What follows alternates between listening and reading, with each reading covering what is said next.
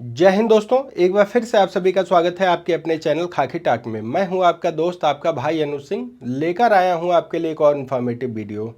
तो आज की इस वीडियो में मैं बात करूंगा आरपीएफ और आरपीएसएफ के बारे में। जी हां, अब जब आपका जोन का सिस्टम, ग्रुप का सिस्टम खत्म कर दिया गया है, तो आरपीएफ और आरपीएसएफ में कौन से बच्चे सेलेक्ट होंगे, ये एक बहुत ही बड़ा मुद्दा बन गया है।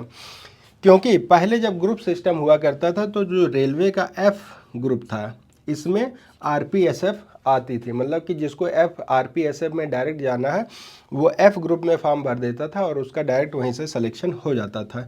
लेकिन इस बार ग्रुप और जोन का सिस्टम खत्म हो गया है, तो अब सिलेक्शन कैसे होगा, इसके लिए पहले आप कुछ इंपॉर्टेंट बातें जानिए। जो रेलवे जो फोर्स होती है, जो रेलवे की जो फोर्स है वो दो टुकड़ों में बटी होती है। पहली होती है आरपीएफ और दूसरी होती है RPSF. RPF railway protection force, RPSF railway protection special force. RPF का जो काम होता है वो रेलवे पे जो थाने होते हैं, लॉ एंड ऑर्डर ड्यूटी इनको मेंटेन करनी होती है, ट्रेनों में इनकी ड्यूटी लगाई जाती है। वहीं जो आरपीएसएफ होती है वो एक रिजर्व पुलिस टाइप की होती है। मतलब कि जब कहीं दंगे की स्थिति आ जाती है, जब कहीं विशेष ड्यूटी होती है, कहीं पे दंगा नियंत्रण करना होता है या बल्क में जहाँ पुलिस की आवश्यकता होती है, तब आरपीएसएफ को वहाँ पर बुलाया जाता है। एज ए रिजर्व पुलिस का काम करती है।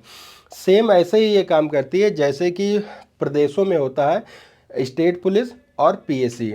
स्टेट पुलिस का जो काम होता है वो जिलों में थानों पर होता है, लॉ एंड ऑर्डर ड्यूटी हो गई, चौराहों पर ड्यूटी हो गई। लेकिन जो पीएसी होती है, प्रोविंशियल आर्म्स कॉन्स्टेबलरी, इन ये एक वाहिनी में होते हैं। मतलब कि इनका एक छोटी छोटी टुकड़ियों में बांटा जाता है। जब कहीं बल्क में पुलिस की आवश्यकता होती है, जैसे मेले ड्यूटी में हो गई या कहीं अन्य स्थानों पर ऐसे जहां ज़्यादा पुलिस की संख्या चाहिए, तब बुलाई जाती है पीएससी। सेम यही है आरपीएसएफ का काम। तो अब आरपीएसएफ और आरपीएफ में डिवाइडेशन होगा कैसे, कौन से बच्चे हैं जो आरपीएफ में जाएंगे और कौन से बच्चे ऐसे हैं जो आरपीएसएफ में जाएंगे। तो यहाँ सीधा सीधा आप ये समझ गए होंगे कि जो आरपीएफ है वो थोड़ा पावरफुल है और वहीं जो आरपीएसएफ है ये पावर इसके पास थोड़ा सा कम है।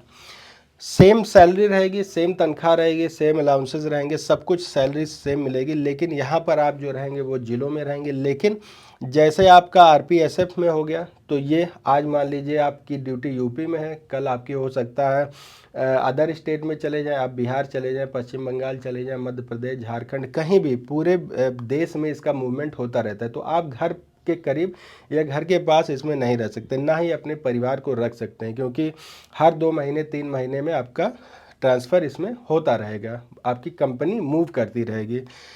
तो अब इसमें सिलेक्शन कैसे होगा, इस बात को पहले हम थोड़ा जान लेते हैं। पहले तो ये जानिए कि जो रेलवे में इस बार आरपीएफ में जो वैकेंसी निकाली गई है, वो मेल के लिए जो वैकेंसी है वो है 3577, यानी कि 3577। वहीं जो फीमेल के लिए जो इस बार वैकेंसी निकाली गई है वो 661 वैकेंसी है। तो आरपीएफ में तो ये महिलाओं के लिए पूरा आरपीएफ है, महिलाएं आरपीएसएफ में नहीं जाती हैं। लेकिन इस 3577 में इन्हीं में से आरपीएफ में जाएंगे और बाकी कुछ लोग आरपीएसएफ में जाएंगे। अब आरपीएफ में वो लोग जाएंगे जिनकी मेरिट ज़्यादा होगी। सपोज दैट इसमें मान लीजिए कि 70% आरपीएफ के लिए रिजर्व है और 30% आरपीएसएफ के लिए। अब मेरिट आपकी जाती है, कट ऑफ आपकी जाती है, मान लीजिए 90 नंबर जब आपकी जाती है, तो 90 नंबर तक जो कट ऑफ आपकी रहेगी, तो जिसकी हाई कट ऑफ रहेगी, जिसके ज़्यादा नंबर रहेंगे, वो चला जाएगा आरपीएफ में, और जिसके नंबर कम आएंगे वो जाएगा आरपीएसएफ में। यहाँ समझ गए आप। अब इसी से आप अंदाज़ा लगा लीजिए कि कौन ज़्यादा पावरफुल है और कौन ज़्यादा और किसके पास पावर कम है। जब आपके पास मेरिट ज़्यादा रहेगी, नंबर ज़्यादा रहेंगे, तो आप आरपीएफ में जाएंगे, नंबर आपके पास कम रहेंगे तो आप आरपीएसएफ में चले जाएंगे।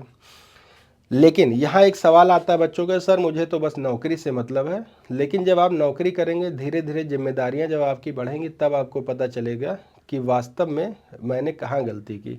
इसलिए पढ़ाई को आप बहुत ही सीरियस लीजिए, पढ़ाई करते रहिए, उसको ब्रेक मत करिए और परीक्षा आपकी बहुत जल्द कंडक्ट कराई जाएगी, इसके लिए आप बिल्कुल प्रिपेयर रहिए। अब इससे रिलेटेड अगर आपके पास कोई सवाल है, कोई क्वेरी है, तो बेशक आप मुझे कमेंट करके बता दीजिए। 24/7 मैं आपके लिए अवेलेबल रहता हूँ। तो मिलता हूँ एक और वीडियो के साथ, तब तक आप सभी को जय हिंद, जय भारत।